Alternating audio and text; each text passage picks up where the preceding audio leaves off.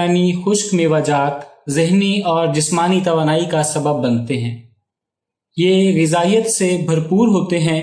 ان میوہ جات پر کی جانے والی جدید ترین تحقیق بھی یہ بات ثابت کر چکی ہے کہ ان میں موجود غذائی اجزاء انسانی صحت کے لیے بے انتہا اہم ہیں، لیکن اکثر لوگوں کو یہ معلوم نہیں کہ ان میوہ جات کے استعمال کا صحیح طریقہ کیا ہے۔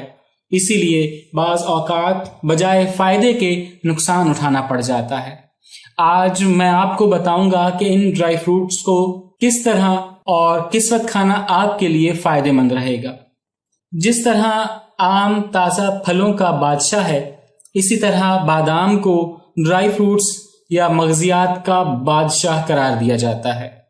بادام آنتوں اور جگر کے امراض میں مفید ہے، اعصابی کمزوری دور کرتا ہے، مگر شرط یہ ہے کہ بادام کو خوب چبا چبا کر کھایا جائے۔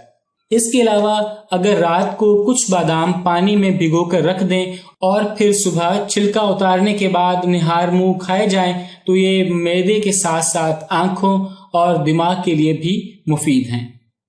یاد رکھیں کہ دن بھر میں زیادہ سے زیادہ 20 بادام ہی کھائیں، اور بہتر ہے کہ ساتھ کشمش بھی استعمال کر لیں۔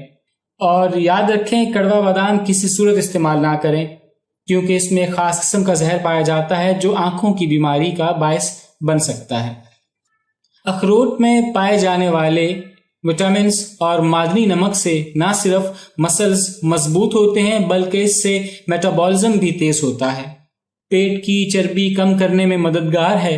ایک دن میں 5 اخروٹ سے زیادہ نہ کھائیں، ورنہ طبیعت میں بے چینی کے علاوہ حلق میں خراش اور منہ میں چھالے بھی بن سکتے ہیں۔ اخروٹ کے بعد چائے نہیں پینی چاہیے، اس سے کھانسی ہو سکتی ہے۔ البتہ اخروٹ کی بھنی ہوئی گری کھانے سے کھانسی ختم ہو جاتی ہے۔ کاپر، میگنیشیم اور نہ جمنے والی چکنائی کی وجہ سے کاجو کو ہر عمر اور جنس کے افراد کے لیے بہت موزوں تصور کیا جاتا ہے۔ دیگر ڈرائی فروٹس کے برعکس کاجو کا چھلکا زہریلا ہوتا ہے، اس لیے اسے چھلکا اتار کر کھایا جاتا ہے۔ جسم کو فربا کرنے میں مدد کرتا ہے، دل کو تقویت پہنچاتا ہے۔ ایسے افراد جنہیں بہت زیادہ پسینہ آتا ہو کاجو زیادہ استعمال نہ کریں، یہ ان کے لیے نقصان دہ ہے۔ پستہ لو بلڈ پریشر، دل اور دماغ کے لیے مفید ہے اور کولیسٹرول کو نارمل رکھتا ہے۔ نزلہ اور زکام میں مفید ہے۔ پورے دن میں مٹھی بھر پستہ کھانے سے اینٹی آکسیڈنٹ، منرلز، وٹامنز اور پروٹین کی مطلوبہ مقدار حاصل ہو جاتی ہے۔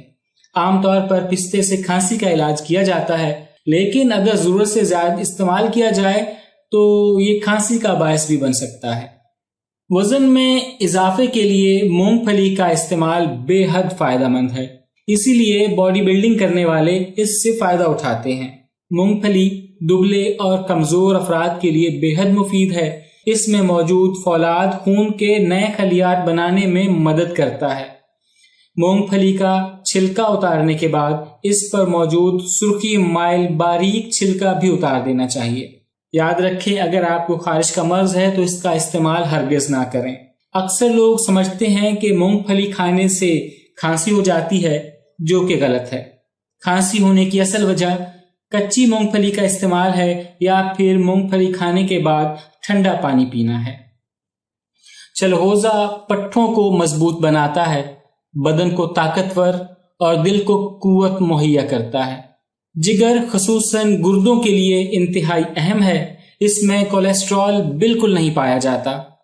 چلغوزے کا مناسب مقدار میں لمبے عرصے تک استعمال وزن کو کم کرنے میں مدد دیتا ہے۔ چلغوزہ ہمیشہ کھانے کے بعد استعمال کریں، ورنہ یہ آپ کی بھوک کو ختم کر دے گا۔ یاد رکھیں کہ ایک دن میں 20 گرام سے زائد چلغوزہ کھانے سے سر اور جسم کے مختلف حصوں میں درد کی شکایت ہو سکتی ہے۔ مجھے امید ہے کہ میری آج کی ویڈیو آپ کو پسند آئی ہوگی۔